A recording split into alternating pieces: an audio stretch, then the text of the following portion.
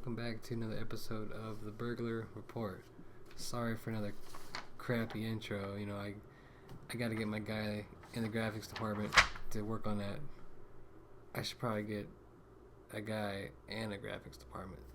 But, yes, that's a work in progress. It'll get better, hopefully, in the next couple months.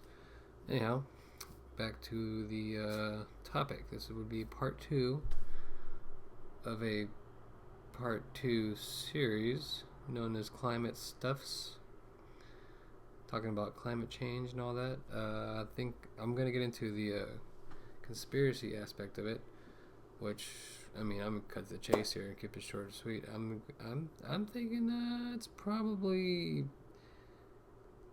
taxes. No big secret there. Taxes, maybe even social control at some point down the line. Come on. We all know how Western governments work. They want to squeeze every last dime they can out of us. With bailouts and bail-ins, and I don't know how the European Union's working with all their countries going bankrupt. I live in the United States, so yeah, it's bad. But what better way to let's throw out some propagandas out there and make everybody seems like, oh, that sounds reasonable, I'll pay extra for that. And all of a sudden you got carbon offsets, which is ridiculous. I don't know if you heard about that back then, where you could pollute as much as you want, but then you pay some people to go plant some trees for you to offset. That was retarded. And you have all these new green laws coming up, or been coming out and developing. Especially in California, we had all these regulations coming in. It's just a whole lot of money just being thrown out there that we gotta pay for. We all know how, much of a boondoggle some of these big projects can be. Hey, California, how's that high-speed train coming? Pretty smooth, right? It's not even started, maybe, and they're probably going to have Chinese people build it. What's supposed to be jobs in California. Hey, we voted for it, right? Or that water conservation thing we voted for maybe last year, 2 years ago. That's just going to be a dam that's not even going to be built until 2020. People don't read the fine print. They're so stupid. But they get behind these, ideas that are just going to be like, oh yeah, we're going to solve the world and save mysterious things, and it's all going to happen wonderfully. Or Al Gore's movie, for instance. All this exaggeration that was in there, which actually I do believe it was found in London High Court that there were 9 scientific errors, most of them being exaggerations, sea levels rising 20 feet. There's some retarded 10 years because of ice caps melting. I don't think Al Gore believed that, because I do believe he did have a property in Malibu, which is pretty much on the beach. I don't know if he sold it recently, but whatever.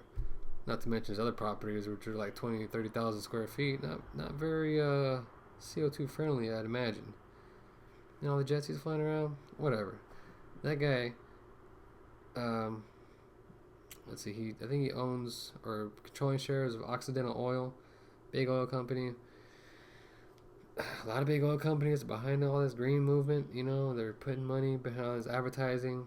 And guess who is shutting down? Well, they're shutting down the big coal companies.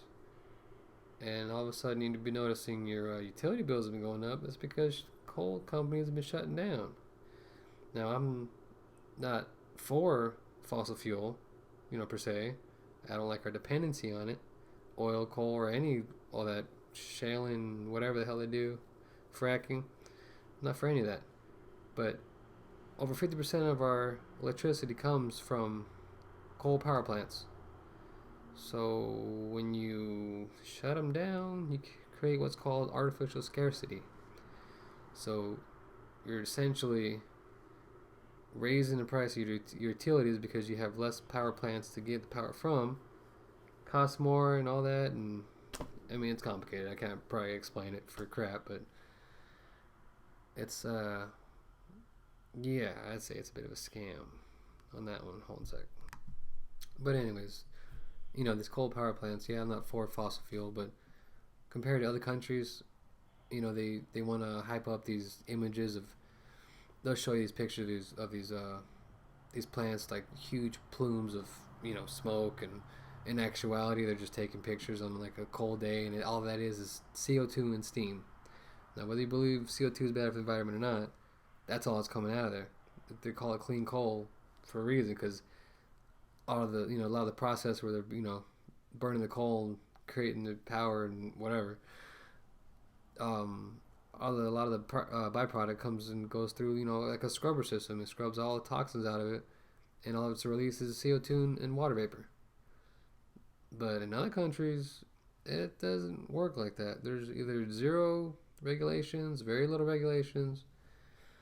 So you want to shut down our power plants, but you got all these ones going up in India and China and Mexico that have zero regulation on them, and they're polluting the crap out of the environment on top of releasing all the CO2 that's bad for climate change or whatever. So even John Kerry said, notes, 65% of the CO2 pollution is coming from developing countries. So we're going to shut ours down here and still not really make much of a difference. I understand the need for clean energy and green energy and all that, but you can't force it to the government. It's got to be an organic movement. You can't, like electric cars. They were trying to force those down our throat a decade ago, 2 decades ago. Now finally, they're catching on. Yeah, we had the little crappy Priuses, but it wasn't until recently when freaking Teslas came out, and now electric cars are badass. You know what I mean? It's got to happen through the people, by the people, for the people, whatever. It's got to be real and legit, not just you can't force stuff. This mask is killing me. Ding ding. But yeah, yeah.